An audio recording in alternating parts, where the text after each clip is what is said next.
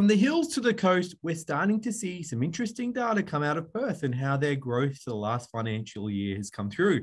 We've also started to see the fear of missing out in areas like Sydney and Melbourne start to wane, and more the fear of overpaying come to fruition. So today we're going to jump through what we're seeing around the grounds, some interesting statistics, and what you can really do if you're thinking to get in the market this year and understand what's really going on. So let's dive in. We're seeing Perth sales and the growth in the suburbs really becoming an outperformer in the grand scheme of things. Now, we've seen a fair bit of news about Sydney and Melbourne of late, talking about their woes and their issues that they're seeing. We saw some data that recently came out talking about the clearance rates for auction rates in Sydney up to 58.6% from a previous 55%. Still quite low from its previous highs. You know, auctions are a brilliant indication as to how the market's performing. As we know, when we see higher clearance rates, we get an understanding that there's strong demand and that you know, it's more of a seller's market. As auction clearance rates reduce, we get more of an indication that it's becoming a buyer's market and get us a bit of a better understanding of what's happening. Now, I do want to talk about the Perth market and what we're seeing there, plus some other sort of statistics.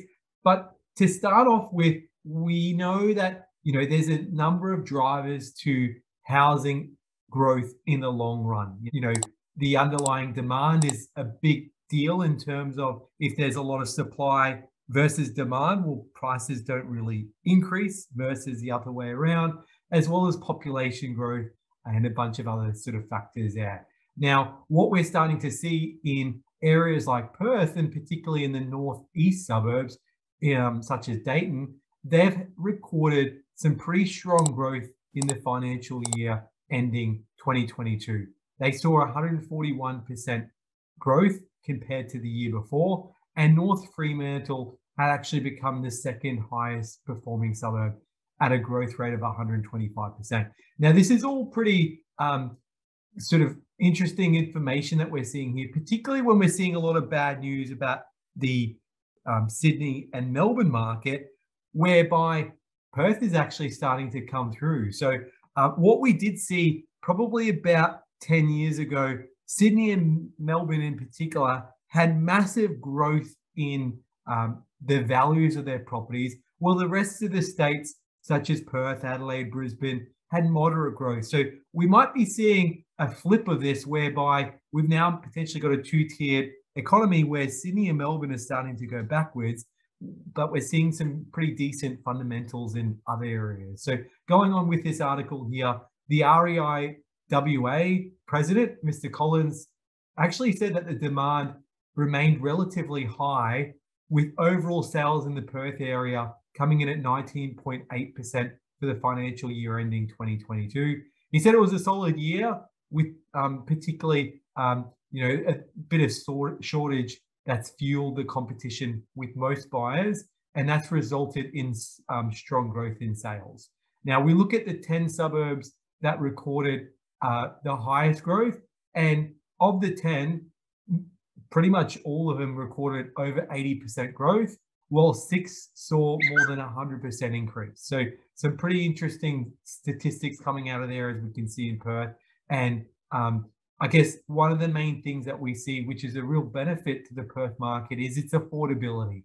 The median house price in the top 10 suburbs, we can see, was $500,000 for 5 of those top 10 growth suburbs. And you know, that really makes sense, particularly for a lot of first homeowners that are looking to get in the market with somewhere that's a bit more affordable. And it also talked about the fact that increased activity from first homeowners was one of the reasons for their growth, and the fact that Western Australia is still very affordable when you compare to other places such as even Brisbane now, Perth, and Sydney. The article also goes on to talk about a real estate agent in the area, talks about suburbs like Dayton, where you know, there's escalating costs of construction and everything like that. Dayton became a bit more popular because buyers are becoming a bit more reluctant to look at the construction. And we did a video on that recently talking about the woes of the construction industry at the moment. Now, I guess a few things I did want to talk about. So as this article talks about the Perth market doing quite well, looking at some of the data across the country, we can see the clearance rates, as we talked about previously, being a good indication of how the market's going. We can see the recent clearance rates in Sydney and Melbourne are definitely down from comparison to the year before, and even Brisbane for that matter. I mean, what we're seeing in the Brisbane market is there's a lot less auctions happening, because I think sellers are now aware that the fact that we're not so much in a buyer's market, or a seller's market, I should say, we're moving more towards a buyer's market. So even looking at the number of properties that are going for auction, we can see a huge drop here in Melbourne from 1,076 down to 600, and not as much in Brisbane, but we are seeing it anecdotally from the people we're talking to. Adelaide still with a fairly healthy clearance rate. Perth, they didn't really, they're not doing too many auctions there to support our understanding of what the market's doing. So as we can see here in CoreLogic's data, we've got a bunch of information as to the clearance rates and the uncleared auction rates, and a combined sort of analysis. Now, the good thing that we're seeing here is, when COVID first hit, you can see the auction clearance rates went down to 30%. We are starting to see that plateau that's going to come down further. But this actually, if we could marry it up with confidence rates and what we're seeing with what people are sort of saying out there. So looking at the confidence chart, so we know fear and greed are probably the two things that drive the market. At the moment, we can see confidence with consumers starting to go down, and that's having a correlationary effect on clearance rates. So we can see as confidence goes down, that fear starts to set in. Greed is no longer in the marketplace. Places like Sydney and Melbourne are really starting to feel the effect and starting to see property prices reflect and go down. Now, when we look at the median value of these properties in these areas, we look at somewhere like New South Wales, even Victoria, we can see that the cost of property is quite exorbitant, quite high.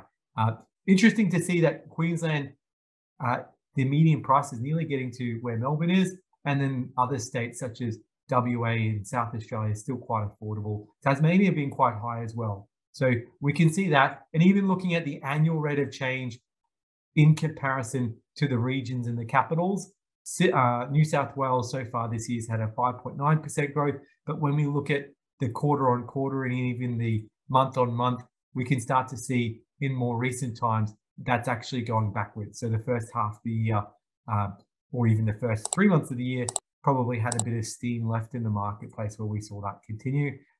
But we are starting to see the annual growth in areas like Brisbane, South Australia, Adelaide, WA, not so much in the last 12 months, but we are starting to see that growth continue over the areas. And that really starts to beg the question whether or not we will see these areas continue to grow or follow in the same path that we've seen with New South Wales and Victoria of recent times. So interesting to see. There is, a bunch of headlines out there talking about consumer sentiment. So we are starting to see more information on the confidence and consumer confidence starting to plunge. As we can see here, the major things that we've seen in the past where consumer confidence was taking a hit. So as we can see in 2020, the ultimate low was really the COVID area.